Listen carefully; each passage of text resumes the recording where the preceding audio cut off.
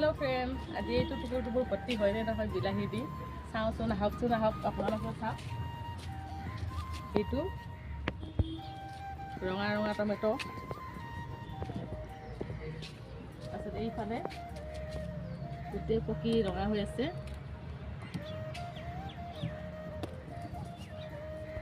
এইটো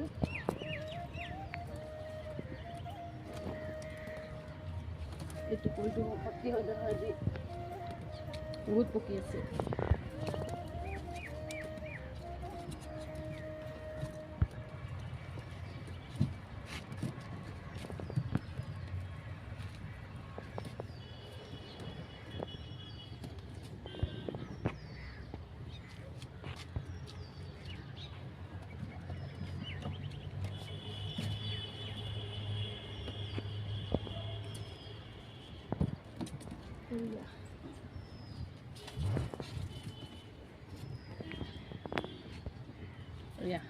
টুকুৰটো আজি ভৰ্তি হৈছে,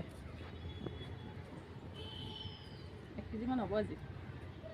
এতিয়া বিলাহী কিনিব লগা হোৱা নাই আৰু, সদায় নিজৰ ঘৰৰ বাগানৰ বিলাহীটো একদম অৰ্গেনিক খাই আছোঁ আৰু ৰঙা ৰঙা টমেটো।